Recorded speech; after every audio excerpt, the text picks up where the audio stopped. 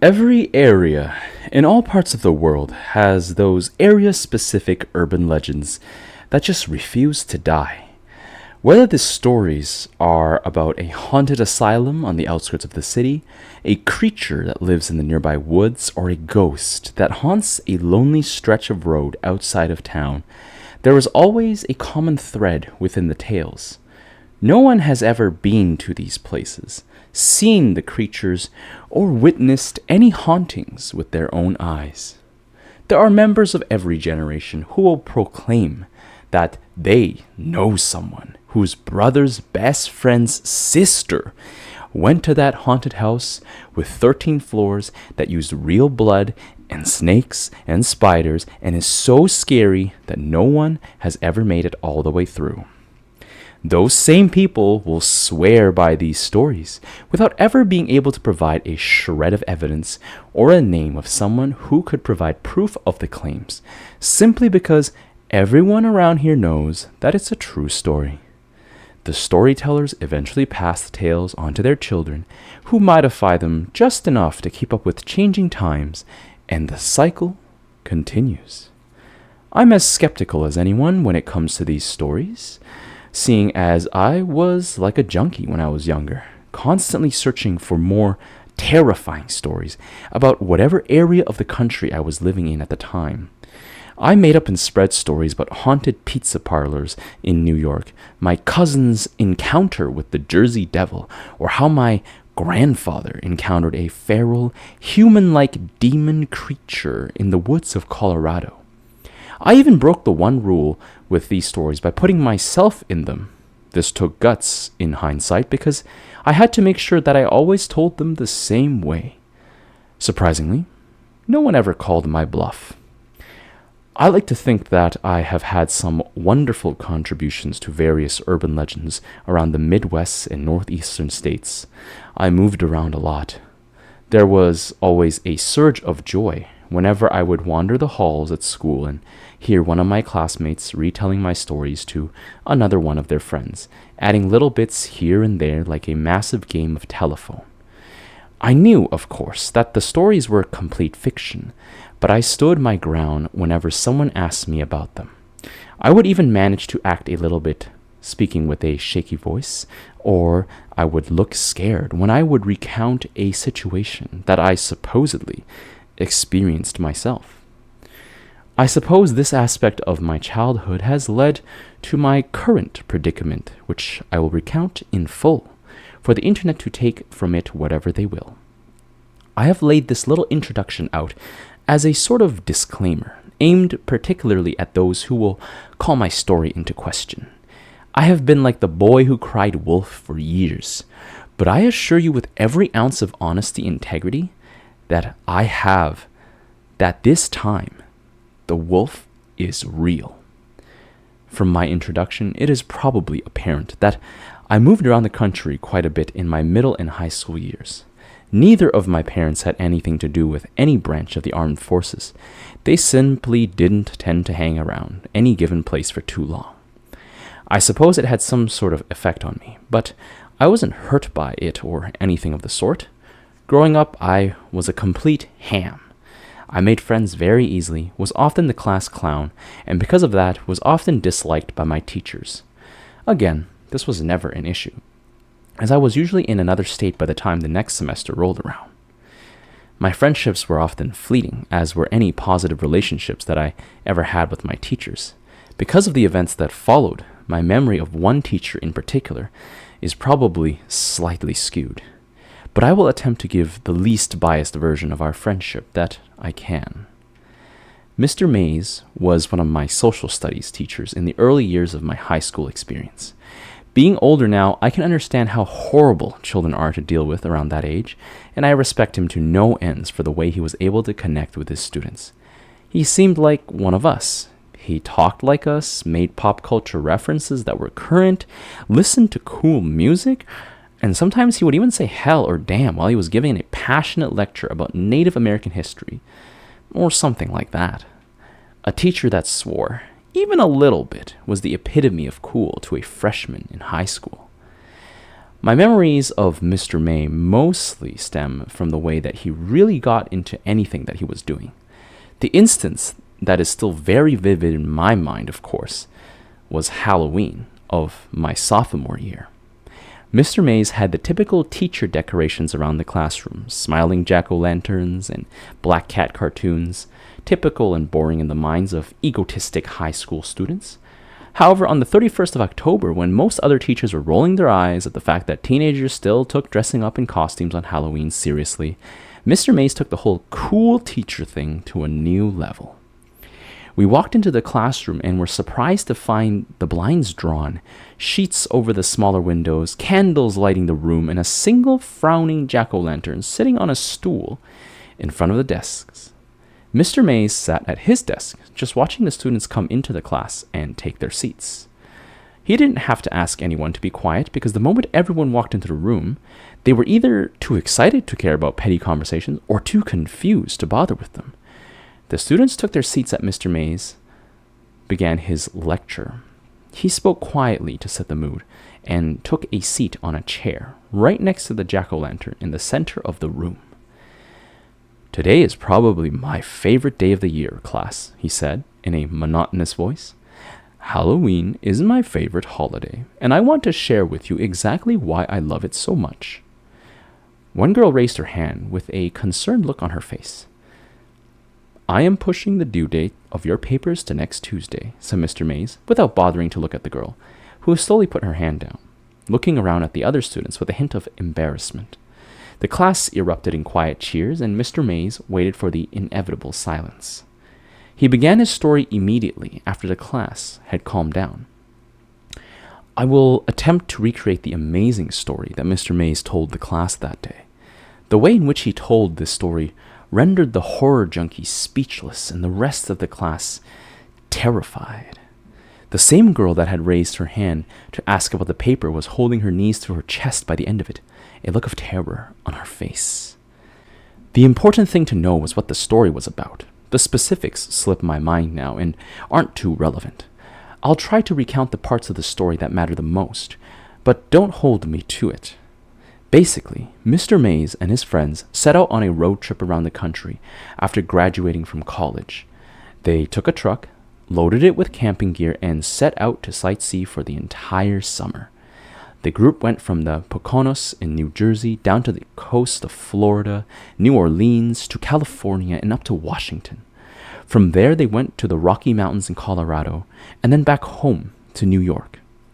This concept of the freedom to travel anywhere had the entire class hooked in an instant. Mr. Mays was the coolest teacher ever, in my eyes. Being adventurous college kids, the group didn't bring a map. There were no time constraints, so they just kind of drove in the general direction that they wanted to go and eventually found a town to stay in or someplace that looked interesting.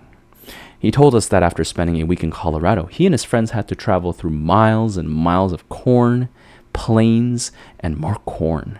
He assumed that they were in either Nebraska or Kansas when they decided to pool their extra cash and stay in a hotel for a night. They settled into a motel in some town that Mr. Mays could barely remember the name of when one of his friends realized that they were somewhere near his grandfather's farm. He wasn't entirely sure where it was, but being adventurous college kids, they decided to get a quick refund from the motel and try to contact the friend's grandpa. They were unable to get a hold of the grandpa on the phone, so the group figured it would be fun to just show up. Mr. Mays' friend was adamant that his grandparents would take them in and feed them without a moment of hesitation. So the group set out with an hour of sunlight, seeking the salvation of a comfortable house to stay in. In Kansas or Nebraska, wherever it may have been, there aren't a whole lot of natural markers that could guide lost travelers. Any directions given to someone who didn't live around the area basically amounted to go up a couple miles of corn, take a right, and go down a dirt road to the other corn. There should be somewhat wheat on your right. So, as is the case in most scary stories, the group got lost. Never wanting to admit defeat, they drove into the night, making wrong turns every 5 minutes until they found themselves on a wooded road that Mr. Mays' friend was certain that his grandparents lived off of. Mr. Mays described the road as basically a dark path to hell. I wasn't entirely sure how true this was because he got very excited and a bit ridiculous with his explanations of the trees that almost tried to grab the car and the red eyes of countless animals looking at them from the darkness. Regardless, the typical horror tropes worked on most of the class. Everyone was terrified. So the group of guys drove on this dark road for about 15 minutes before they came to a clearing and a small building with lights in it and what seemed to be a silo. They figured that at the very least, the people who lived here would be able to help them find where the guy's grandparents lived. The whole idea of everyone knows everyone in these hick parts of the country fueled this hope. They pulled the car up near the building, realizing when they were out of the car that it appeared to be like the kind of places where one would store a whole bunch of chickens. Not a home. Still, the lights were on, so they figured they would give it a try. They approached the building as a group, looking in the semi-open sliding door to find a big empty room. Hanging fluorescent lights lit the room like it was daytime, and they couldn't see a soul. There were no cars, but one of Mr. Mays' friends was convinced he'd seen someone as they pulled up, so they decided to go inside and see if there was an office, or something, where someone might still be working. Why else would they have this huge place lit up like that? There were no doors on the inside of the building. Again, it was just a giant, empty hall. So the group roamed around the property and over towards the silo. As they got closer, they noticed what appeared to be a cellar door. At this point, I remember Mr. Mays telling the entire class to learn from his idiocy. He told us that he hadn't seen many horror movies before that time and didn't think twice about approaching a creepy cellar door in the middle of a dark, scary foreign place. He said that approaching that door was one of his biggest regrets. Mr. Mays let the whole class know that he was going to tell us as much as he deemed appropriate about the experience. He felt that we were mature enough to handle it, but advised anyone that was squeamish to leave class early. Several students quietly gathered their things and walked out of the door, a couple of them being stoners who saw this as an opportunity to smoke behind the building before their next class. I didn't even give the announcement a second thought. Like I said, I was and am a sucker for this kind of stuff, and Mr. Mays was telling a story better than anything I had ever conjured up. I wanted to learn from this guy, even though I didn't believe much of the story. After the class had thinned a bit, Mr. Mays continued with the story. He told the remaining few that he and his friends opened that cellar door, releasing a smell that he only described as the most putrid thing my senses have ever experienced. The group was no longer concerned with finding the owners of the property, but was now set on finding the source of that smell. They went down the steps into the cellar, which was lit by single bulbs spaced sporadically along the ceiling of a long hallway. No one spoke. Things had gotten too strange. The walls were lined with metal sheeting similar to the roofing on farms. The hallway itself was crooked, and the ceilings constantly lowered and rose like a tunnel that was hastily dug and then never touched up. There were sections where the boys had to almost crouch in order to pass. The worst part, Mr. Mays told us, was that the light bulbs continuously flickered, sometimes acting like a strobe light and making it very difficult to move through the winding and unstable hallways.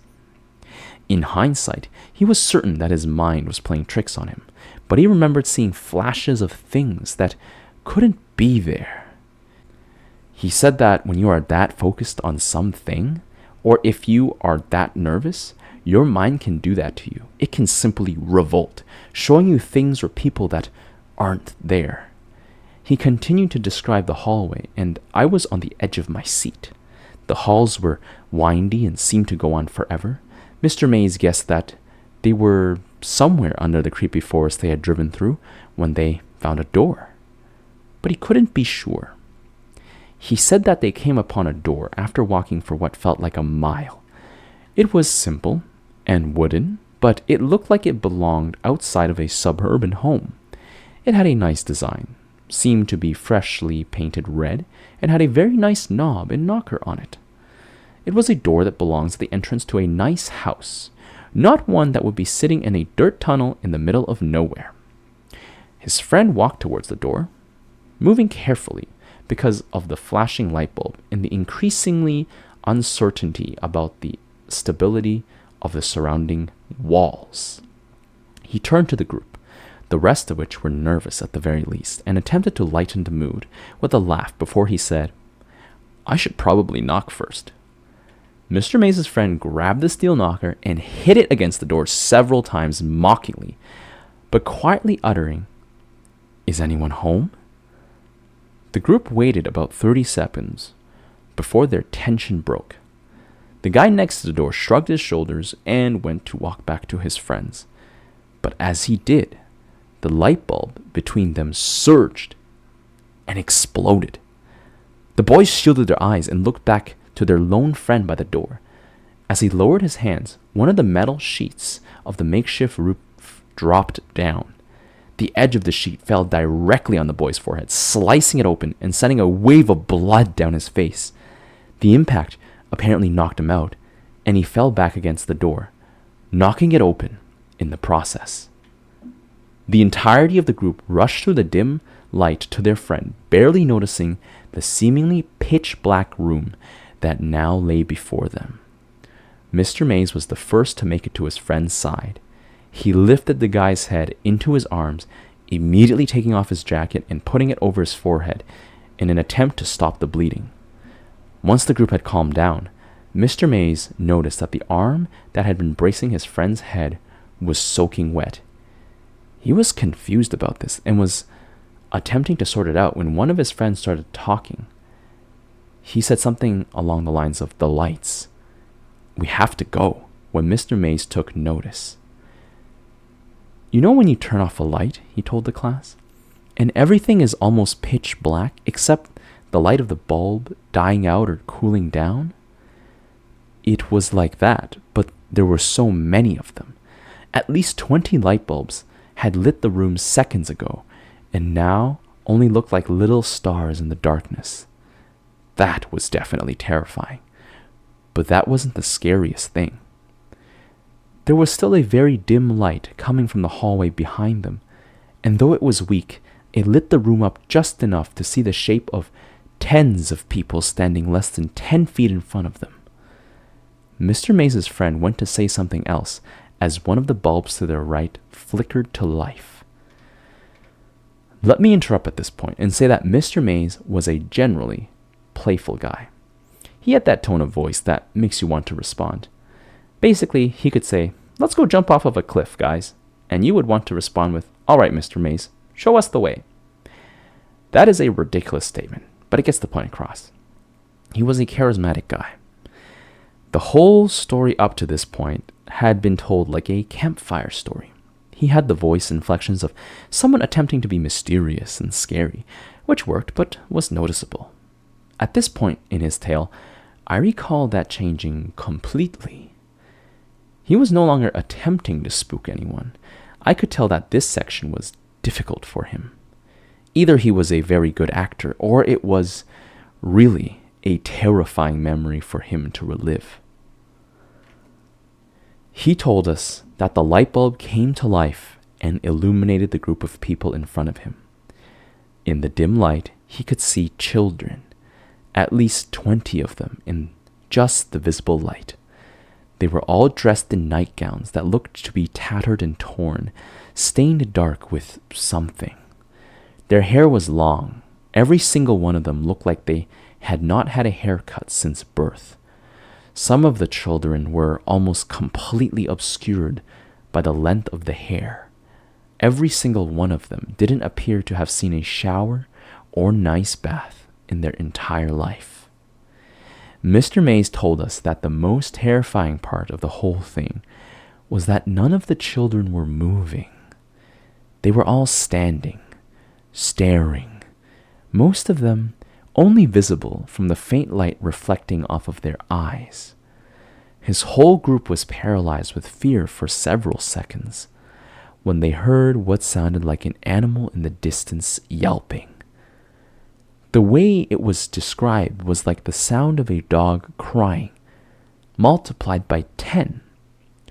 This spurred the group to life, just as the children began to step forward. His friends grabbed the injured one and lifted him out of the room and into the hallway. In an instant, Mr. Mays took another second to move and had difficulty finding his bearings. He reached to his left in an attempt to find a wall to lean against and ended up finding a handle, then pulled hard, never losing his vision, on the children. He bolted for the door right as he noticed what he had grabbed onto. A shower head protruded from a cement wall, reaching maybe a foot into the room. There was something leaking from it, but it was too dim to tell what it was. He realized that it had been leaking onto him, but he didn't care. There were now children stammering towards him as an animal cried in the distance, and his friend was seriously injured. As he left the room, he made a point to emphasize that he could make out several more shower heads on the wall near the single dim light bulb. "This is why I call them the showers," Mr. Mays told the class. I was transfixed, sitting as far forward as my desk would allow, bracing for more. "I slammed the red door behind me," he said, "and ran through that hallway, faster than I have ever run before or since. I made it back to the car, and we drove out of there like a bat out of hell." A couple of students snickered at his use of the word hell. "So, when you're out trick-or-treating tonight, make sure that you know exactly where you are headed, and don't go out to any abandoned farmhouses. I mean, there aren't many around here, but you're all smart kids, except Jerry." The class laughed, and the mood lightened as the bell rang for the passing period. Mr. Mays turned the light on and thanked everyone for listening, reminded them about the paper due next week, and told us to have a safe and happy Halloween. Students all around me were abuzz with theories about the story they had just heard. "I bet it was some sort of crazy Nazi hideout," said one girl. "I think they were all ghost babies that were killed by a dog," said another. I couldn't theorize in the slightest. I was still caught up in the moment. The way that Mr. Mays had told that story, and the detail that he included in it, left me feeling like we didn't get the whole story. A couple days later, I stayed after class and asked him about how it really ended and what happened to his friend. He laughed and said that his friend was fine, and that it was honestly, he whispered this part, probably due to some of the drugs they were on at the time. Mr. Mays winked at me as if to say, "Don't tell anyone about the drugs bit, kid," and I smiled and left. I lived in that town for another couple of months and then was rapidly moved halfway across the country to Milwaukee, Wisconsin. I twisted the story around and told it around campfires as I got older, and it was always a hit, but I always changed the ending, letting the friend die of blood loss or from being dragged away by the children. It wasn't until college that I got a chance to talk to Mr. Mays again. I went to college in northern New York, not for any reasons associated with this story. College was a fun time for me. I continued being the same ham that I had always been. It wasn't until sometime around my junior year that I ran into Mr. Mays at a bar that I frequented. Initially, I couldn't be sure that the person I saw lying with his head buried in his arms at the bar was Mr. Mays. The only trait that grabbed my attention was a sweater that he used to wear on his birthday during class. The shirt simply read, "I'm the birthday boy." I told my group of friends to grab a table and that I would join them in a second, then walked over to the man at the bar. "Mr. Mays?" I said, and the man looked up. The man took a second to look at my face before he smiled, put a hand on my shoulder, and said, "Hey there, son. How have you been?" I could smell some strong whiskey on his breath, and his cheeks were flushed. The look in his eyes told me that he was 3 sheets to the wind and probably had no idea who I was. "Mr. Mays, it's Jack. I was a student of yours a couple of semesters ago, about 6 or so years ago." His face changed a bit, and a genuine look of recognition set in. He took a calmer tone, smiled, and said, "How have you been, Jack?" We talked for a solid 20 minutes. I told him what I had been doing for the last several years, and he told me. Apparently, he was still teaching at the same school, doing the same old shtick, as he called it. I asked if everything was all right, and he said that they were as good as they ever have been, or were ever going to get. It took me a while to realize that I was an adult that was having a conversation with another adult. Every time I had spoken to Mr. Mays previously, I had been in the student-teacher relationship. But now, I was just the guy having a drink with a friend at the bar. My friends eventually left, and I continued to drink with Mr. Mays. He told me all about his divorce and his kids, things that I never would have asked or cared about previously. But now I cared. He was a real person to me, not just an idol anymore. This was a guy who had real problems, not the infallible teacher that I once thought he was. It had been several hours before I even brought up his story about the showers. I told him all about my history with urban legends and scary stories, and he just laughed. When I mentioned the story that he had told us years ago, he almost seemed uncomfortable. He finished his whiskey, signaled for another, and then turned to me and got very serious. Listen, Jack, I don't know why I kept telling that story year after year. His words were slurred, or my hearing was messed up. We were both sufficiently blitzed at this point. That was what my therapist told me to do when I was younger. I had to tell people it, to come to grips with it, or some shit. He took a big swig of his drink. Wait, your therapist? I said. Mr. Mays laughed heartily and looked at me. Of course, Jack. You think that something like that wouldn't fuck a person up? I was confused, but smiled nonetheless. Things had just gotten very strange. I mean, you said you were all on drugs or something, right? No one was too terribly hurt. You were all okay, right? He got almost cartoonish with his sadness in the next several seconds. Of course we didn't, Jack. Why do you think I'm here right now? I was puzzled, quickly filled with 1,000 questions that I wanted to ask him, but I let him carry on. Tim, he didn't make it, Jack. He laughed. His laugh turned suddenly to tears. Fucking took him. They did. I don't even know. Cops told us we were just drunk, that he wandered off and got taken by the wildlife. He didn't know. He didn't see it, Jack. I was absolutely stone-faced at this point. Mr. Mays was carrying along like I knew the actual story, but I didn't. His friend disappeared. I didn't know. I wish they'd have found the body, though. Then we could have shown them, he sighed. That's a bad place, Jack. I don't know anything else to say. It's a bad place. He carried on for a couple minutes more about his friend and the fun that they had before they went on that trip, and I let him talk. It was only a few minutes later that his phone rang. Hello, sweetheart, he whispered into the phone. I'll be out in a second. He gagged. I love you, baby. The person on the other end hung up the phone, and Mr. Mays got up to leave. It's been nice seeing you, Jackie. You've got a good head on your shoulders, boy. Make sure you use it. He began to walk out of the bar. Mr. Mays, I yelled after him. Yeah, Jack? He turned back towards me. Where'd you say all that showers business took place? Where? Hell, didn't I mention it? It's somewhere outside Broken Bow, Nebraska. Fucking hell on earth, if you ask me. Mr. Mays walked out of the bar after waving to me, running into the wall before eventually finding the door. That was the last time I would see him. I'd never be able to tell him the impact that he had on my life, or rather the impact that this story had on my life.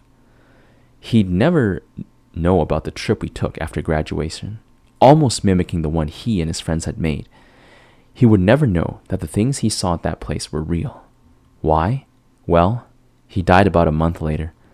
His liver failed on him. It's all right, though, because his family was with him in the hospital room. He got to die around people that cared about him, and that is all I can ask for a man like that. I experienced that place too, several years later. That is where my story turns. The following is a story of how I came to find the showers, and why I will never, ever go anywhere near Nebraska again. I'm awake now, semi-sober and ready to finish this for you guys, the internet, and whoever cares to hear it. I didn't find out that Mr. Mays had passed away until a couple months after the funeral service. Initially, I was going to seek out his family in order to send my condolences. But it wasn't as if Mr. Mays and I were best friends or anything like that, so I refrained. I continued through my college career and graduated a year or so after our bar meeting. Graduating with English as my major wasn't a mistake, but it wasn't exactly something that landed me any sort of immediate jobs after college. Now, I had saved a pretty solid amount of money while I was in school and decided that I deserved a bit of vacation, if you will. I took my spare cash, got together with my college buddy Steve, packed up, and hit the road, aiming for somewhere in the Rocky Mountains. I had lived near Littleton, Colorado when I was younger and remembered loving the area, so this destination was as good as any. The trip was a success. We made it somewhere around Estes Park, Colorado, and found a cheap cabin that we rented for about a month. The days were filled with lounging, hiking, and generally things that involved little to no work on our parts. After our rental was through, we packed up again and headed on our way back east. Sometime during this trip, we had met up with a couple of Estes Park natives in one of the local bars. We never typically hung out with them or anything like that. We just had conversations now and then over drinks and food. One night, these guys were paying their tab and packing up to leave awfully early. They were usually there until the wee hours of the morning. When we questioned them about it, they told us that they were headed to a little get-together with some friends of theirs, and they invited us. Having nothing else to do, we hopped in the car and followed them to the party.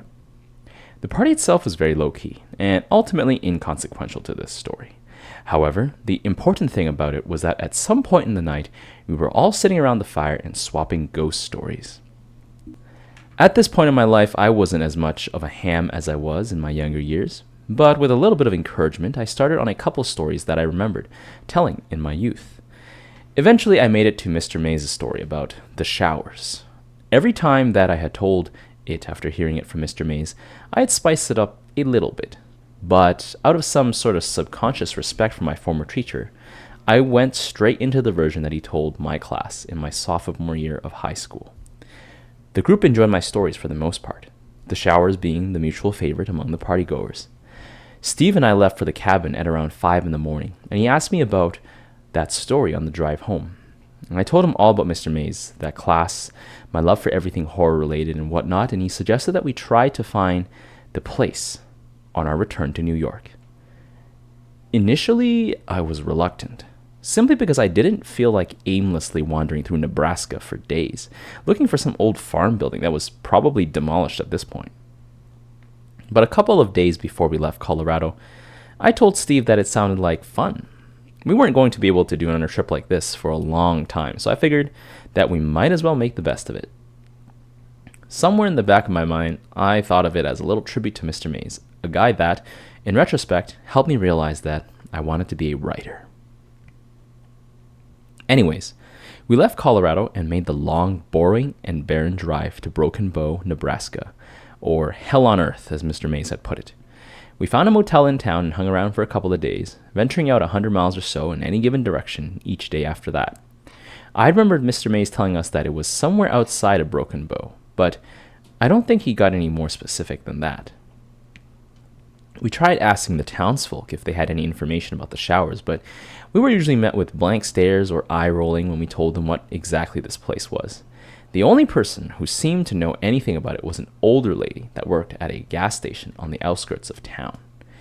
I don't recall her name, but this woman was just one of those cheerful old people, very helpful and generally interested in what anyone had to say to her.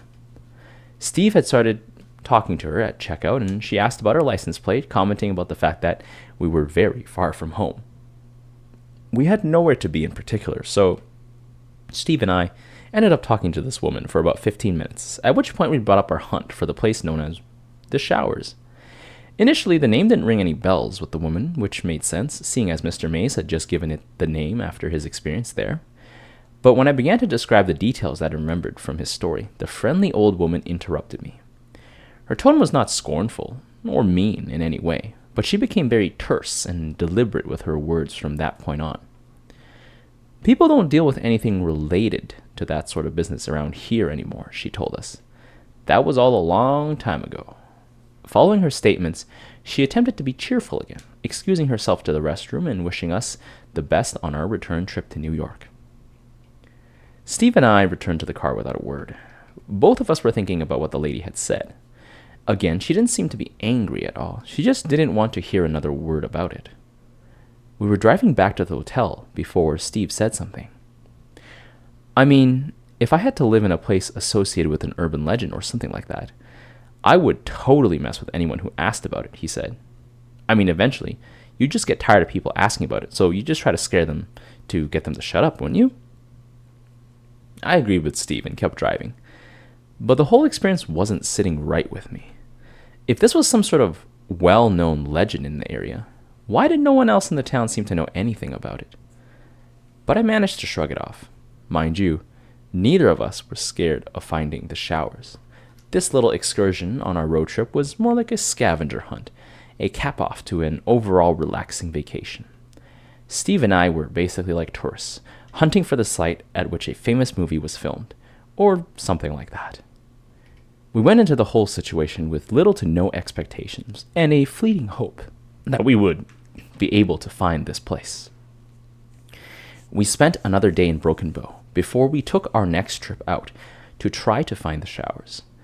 Nebraska isn't as terrible of a place as people make it out to be, but it really isn't all that exciting. We found a bar and spent some time there, and that was just about the extent of our activity on our day off. When we did get back on the road, we decided that we would attempt to stay off of main roads for as much of the day as we could. I knew that there was no way that this place was going to be off of the highway, and I remembered some detail about a dirt road in Mr. Mays' story, so we were looking for those. This was a fairly futile effort. Most of Nebraska is dirt roads. It was 7 in the evening when we came upon a small but thick forest. I use the term lightly, but for Nebraska, this place was like an oasis. The trees were full and thick, shrouding most of its insides in darkness. The sun was setting, and even though we had run into a few of these random crops of trees, we agreed that this one showed more promise than any of the others. There wasn't really a road, but there looked to be a path where a dirt road might have been at some point. So we drove along that. If the car was able to handle the Rocky Mountains, a dirt path in Nebraska would give us no trouble. We moved slowly and carefully along this trail, making sure to clear any fallen trees in the road or rocks that would render the car useless when the sun finished setting.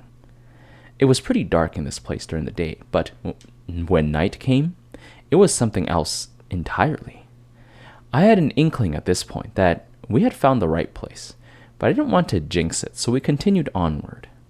I didn't realize it at the time, but the little bits of light that managed to penetrate the canopy in this miniature forest actually did make it look as if the tree branches were trying to grab the car, just like Mr. Mays had mentioned in the story. I'm still convinced that he made up the part about the animal eyes, though the most aggressive creature we saw in the woods was a dead rabbit on the side of the trail. It didn't have any obvious signs of death. It just looks like it had simply lain down and never bothered to get up. We drove around in the darkness for quite a while before we found a clearing.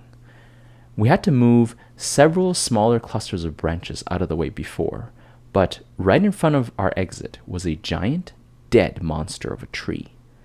There was no way we were moving this one. So we got out and turned on the bright headlights in the hopes that it would illuminate the area in front of us. There was a feeling of excitement, mixed strangely with fear, when I saw what lay 50 feet beyond the clearing. There, lit partially by the headlights from the car and the little bit of light from the crescent moon, was what appeared to be an old barn house. This wasn't a typical farmhouse. It was larger than the barns that I had seen in films and didn't have any sort of crest. It basically looked like a small warehouse. I wasn't entirely sure at this point if this was the place we were looking for, but this was definitely the closest we had come. I moved through the brush until I was roughly 20 feet from the entrance, at which point all of the growth seemed to stop. I don't know if the owners had done something to the soil, but the whole structure had a border around it that was clear of any sort of plant life. I approached the entrance to the building, a large sliding door, as Steve came up behind me with 2 flashlights in hand. "So you were just going to run off into that place in the dark?" he laughed. I gave a half-hearted chuckle and grabbed one of the lights from his hand.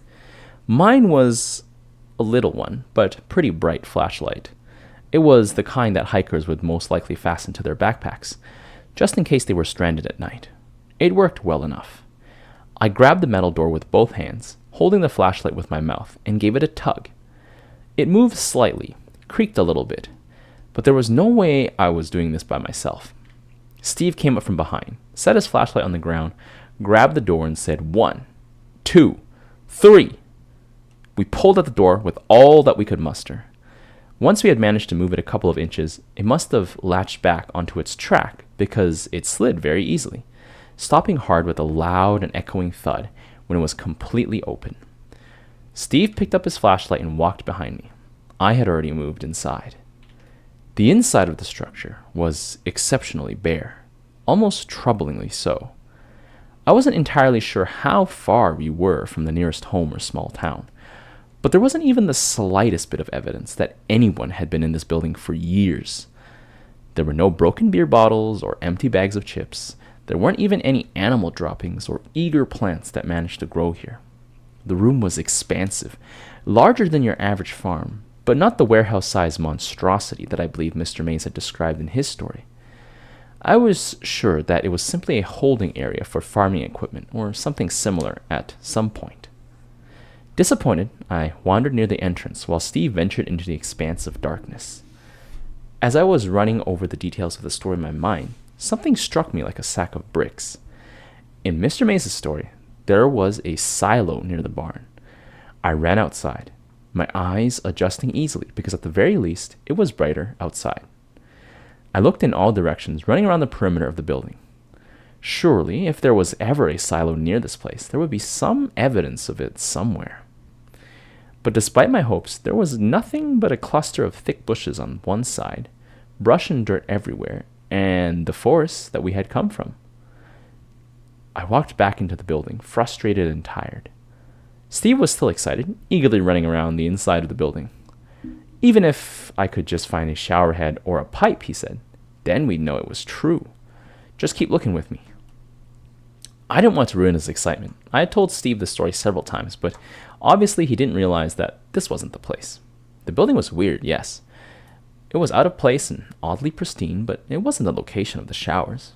I let him explore for a little bit before I called him over. "This was probably as close as we were going to get, man," I said, "but this isn't it.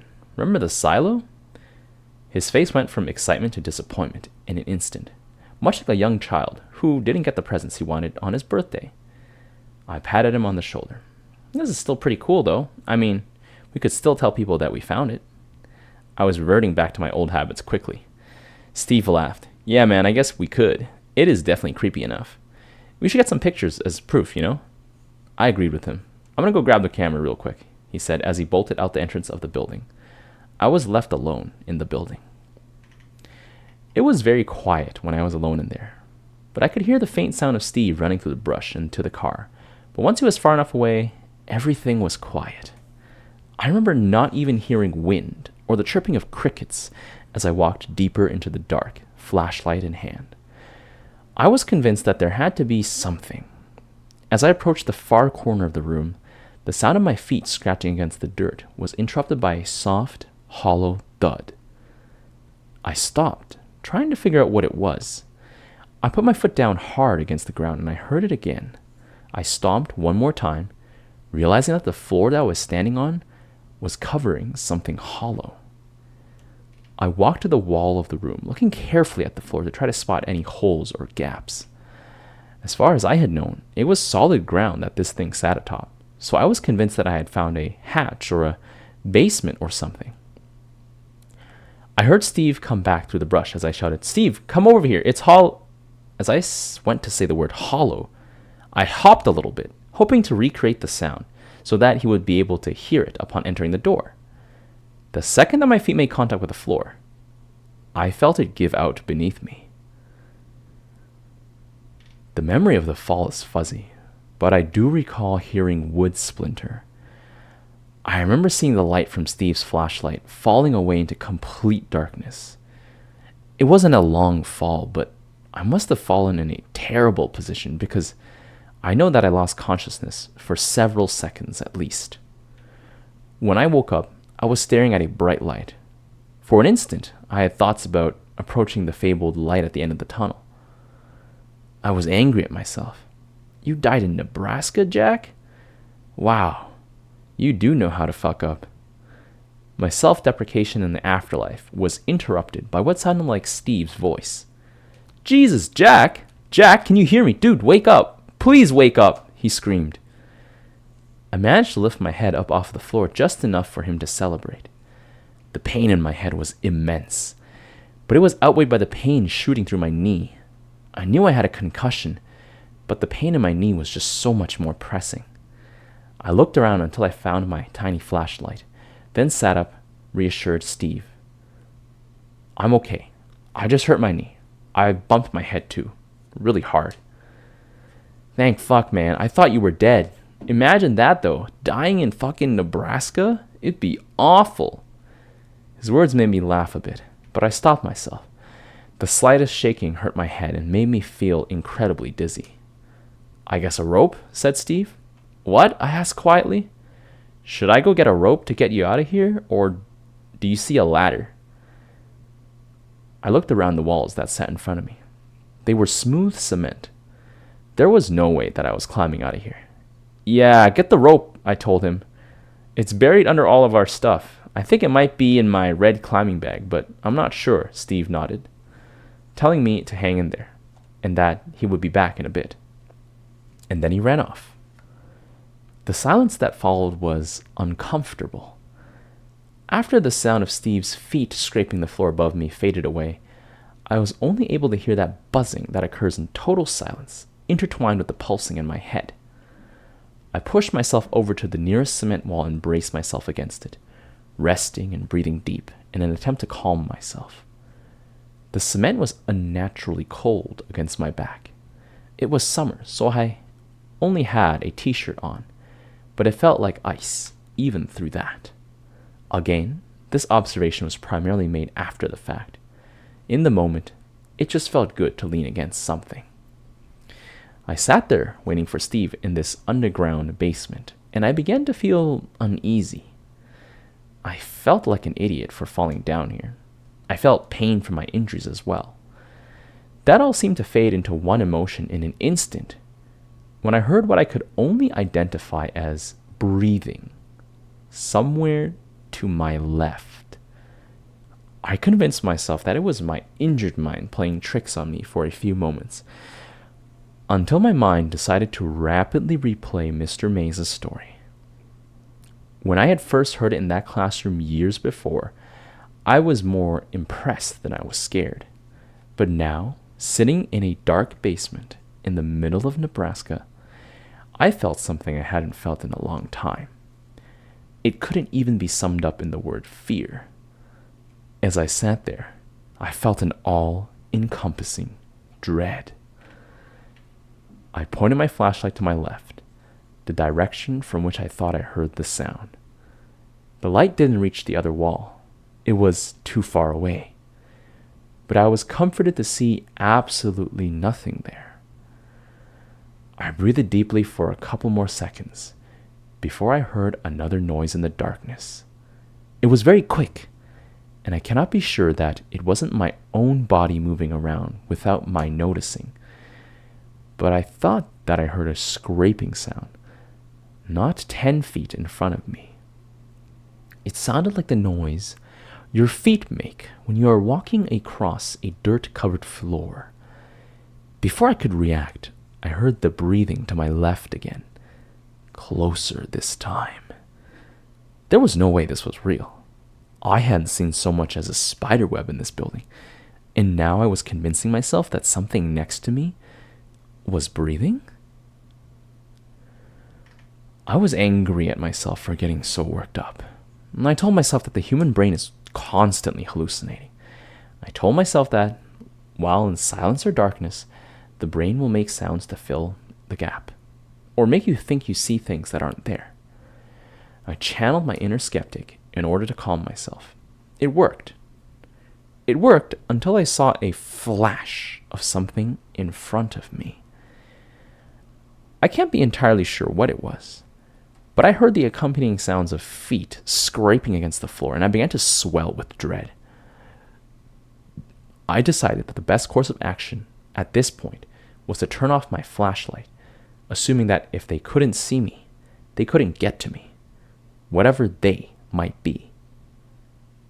I turned off my flashlight and was left in complete and total darkness. The bulb of the flashlight faded as it cooled, and I put it into my pocket, simultaneously pushing back against the cold cement wall in an attempt to stand. I managed to get up on my foot, and found that I couldn't stand to put any pressure on my injured knee. I limped to the corner, humming to myself, trying to break the deafening silence. I called for Steve as loud as I could manage, but heard no response. He was probably in the back of the car, still hunting for the rope. There had to be a ladder or something somewhere. I continued to hum, and my heartbeat, which had been beating almost out of my chest, slowed to a manageable rate. I moved along the cement wall, keeping my whole body against it, and the weight off of my injured knee. I had traveled what I guessed to be about 10 feet when my head made contact with something in front of me. I tumbled to the ground. My concussion must have amplified the pain, because it was blinding. I reached both hands to my forehead when I felt something warm and wet with my fingers. I searched for a cut anywhere on my forehead, but couldn't find one. I desperately searched for my flashlight as I sat up and tried to get back against the wall. I grabbed the light in my right hand, bracing against the wall with the other. I turned it on and pointed it at the darkness where I was just lying. The floor was wet, but the dirt had muddled the color of whatever the liquid was. I tried to get my eyes to focus on the puddle, tried to convince myself that it was my blood, when I saw another drop fall into the puddle. Words lacked the ability to describe the way I felt when I heard the drip noise again, and saw yet another tiny ball of liquid fall into the puddle. I think I knew, even then, exactly what the source was, but I was endlessly trying to convince myself that I was wrong. I lifted the flashlight up and pointed it at the source of the liquid. What stared back at me was a pipe that protruded at least a foot out from the cement wall. The metal was rusted and cracked. Little bits of the liquid began to seep from them. At the end of the pipe was a simple shower head, aimed down towards the ground. You know that feeling when your stomach drops? In this case, I think mine literally did, because I vomited immediately. It got all over my shoe, but that wasn't the least bit important at the time. I ignored the pain in my knee and shuffled along the wall as fast as I possibly could. I heard noises, but I can't be sure if it was just the sounds of my own movement or something around me. I managed to duck under the next shower head. This one was higher up on the wall and seemed to be leaking the same liquid that the other one was. I felt like I was moving along something infinite. Every now and then, I would have to duck or move under another metal bar, another shower head. They began to pour more profusely, but the liquid was too thick to come out easily. The room began to smell. I remembered immediately the way that Mr. Mays had described it. I grabbed my shirt and put it over my nose, trucking onward, but it didn't stop the smell for an instant. It smelled like vomit. It smelled like shit. It smelled like burnt hair. It smelled like rot. I was still moving against the wall when I fell into some sort of outlet. I hit the dirt ground hard, adrenaline coursing through my veins. The pain still managed to break through, though. My flashlight was in my hand. I aimed it and examined my surroundings. Sitting in front of me was a doorway. There was a door there, though it looked aged now. It had a nice little design on it, a doorknob and a knocker that looked like a snarling demon. Red paint was peeling from it, flaking off and falling to the ground in front of me. I clumsily rose and busted through the door, narrowly missing a piece of hanging sheet metal in front of me. I was crawling now. There was no way I could run. The walls and ceiling were lined with metal, the kind that you would see on the roof of a farm. Large pieces of wood seemed to brace the sheets, holding this makeshift tunnel together. I couldn't risk sliding against that and possibly cutting myself on the metal or hitting the wood and causing a cave-in. So I crawled. I pulled myself for what felt like miles, running into walls every now and then because the path seemed to curve like a snake. I had no idea where I was in relation to the hole that I had fallen through, but I told myself that there was an exit at the end of this. Had I not been crawling, I would have surely hurt myself far worse. There were parts of the tunnel in which the ceiling dipped down to maybe 3 feet above the ground. It hadn't caved in because the ceiling still lined it. Someone had built it like this.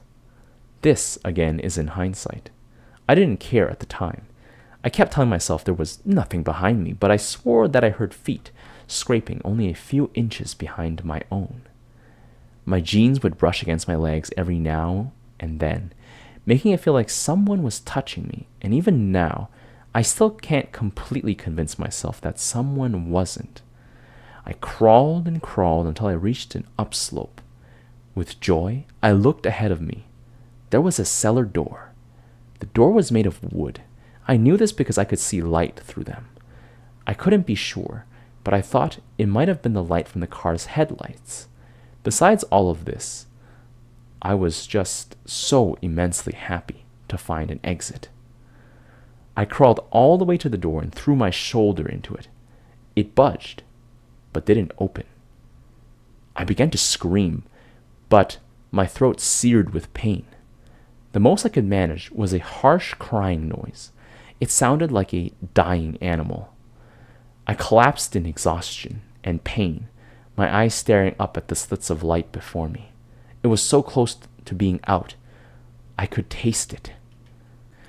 It was in that moment of silent defeat that I heard a noise that was, without question, something moving in the tunnel. It sounded like something was being dragged across the floor. It would move, pause for a second, and then move again.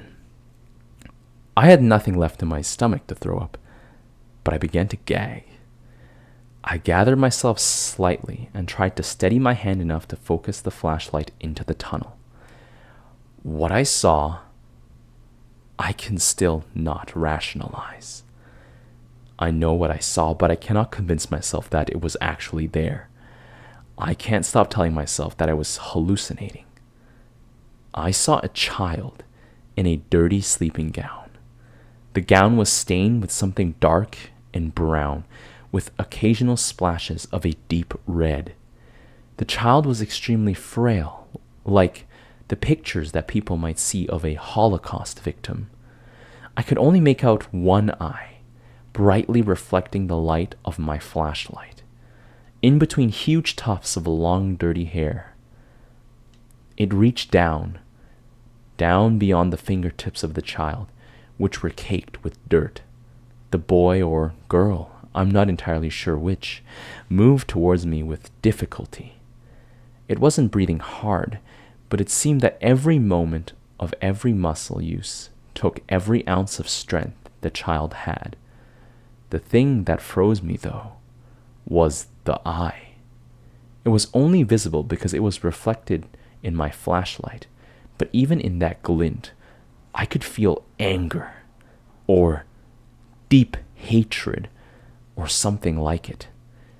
This is the point in which the English language really lacks the right words to explain the situation. I could tell that this child meant to harm me. Whether it was a hallucination or not, the thing was getting closer. I started to cry. It was getting closer and closer when I heard a voice from behind me. "Hey, Jack," whispered the voice. It was Steve, I was certain. I tried to talk back, fully intending to say, "Open this up and get me out right now." However, given my current state, I'm sure it sounded like garbled nonsense. I clawed at the door, pushing against it with everything that I had, and finally breaking eye contact with the child. As I did this, the flashlight rolled down the slope, coming to rest somewhere near the child's feet. "What do you see?" the voice asked. "What are you talking about?" I closed my eyes. I remember hearing a reply along the lines of, "Just look at it. Tell me what you see." But my own screams of frustration drowned it out. I was mumbling like a maniac when the voice told me calmly, "Rest for a second. I'll get it." The statement took a second to settle in, at which point I closed my eyes tight. "Steve, just do it, please, please, please. Just get it open, please," I whimpered. "Just get me out of here." My voice was beginning to get louder. "Steve, god damn it, open the fucking door!" I opened my eyes for a split second to see nothing but black hair dangling in front of my face, a small glint of light hidden in the mess of tangles. I slammed my eyes shut and screamed with every ounce of energy I had, "Open the fucking door!" The door behind me gave way, and I fell onto the dirt, taking in a breath of fresh air. My eyes were still closed, but the first thing that I did was scramble to find the cellar door and close it. Once I had done that, I took a deep breath and opened my eyes. I saw the barn in front of me, illuminated by the headlights of the car. My head was pulsing with pain. I was covered in dirt and liquids that I didn't even care to know the origin of. My knee was, at the very least, dislocated. But despite all of that, I was out of the tunnel. I took a deep breath, buried my head in my hands, and said, "Steve, why didn't you open the fucking door?" I waited for a response, but none came. "Steve, seriously," I began. I was fucking clawing, screaming for my life. As I said, I looked behind me. My stomach must have been on the verge of falling out of me at this point, because it shifted again. The only thing behind me was the large mass of bushes that I had seen while examining the perimeter or the building. I was angry. "Steve, this is not the fucking time. Come out of the fucking bushes." I was getting ready to stand up when I heard a yell from the front of the building. A flashlight bobbed up and down in the semi-darkness. Steve was running into the open door of the structure, yelling my name and telling me not to worry. I must have lost consciousness at that point. When I woke up, Steve was standing over me, desperately trying to wake me up. His words were almost incoherent, at least to my ears.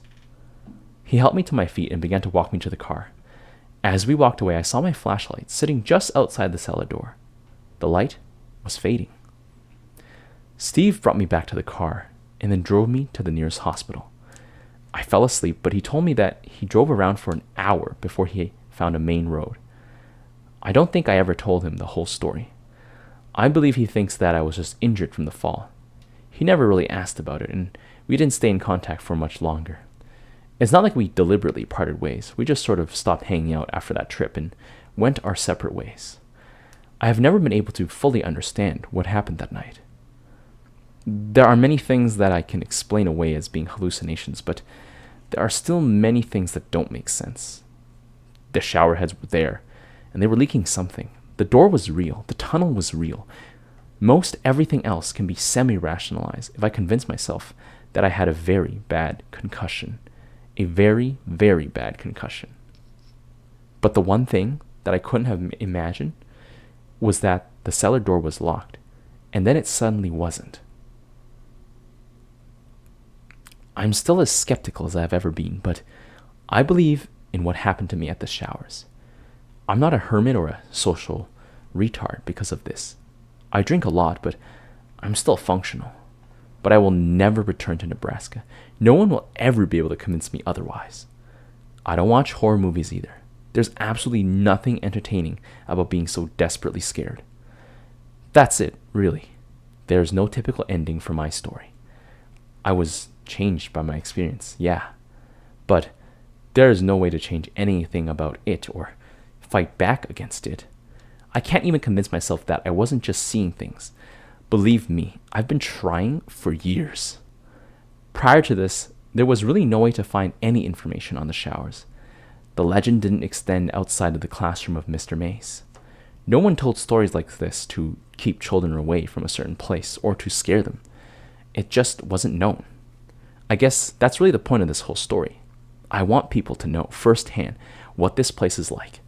Maybe it's a drunk's rationale or the kid inside me wanting to spread these kinds of stories again. I don't know. I don't care. But it's out there now for people to mold and warp in their needs. Most importantly, it's finally out of my head. It's getting late. I'm getting another drink. Cheers. Hello. That's the end of our story. If you're still here at this point, you must have enjoyed this story. Consider supporting my channel by subscribing, ringing the notification bell, or sharing this with a friend. Additionally, you can support me on Patreon if you would really love to help me grow my channel. Thank you, and until next time.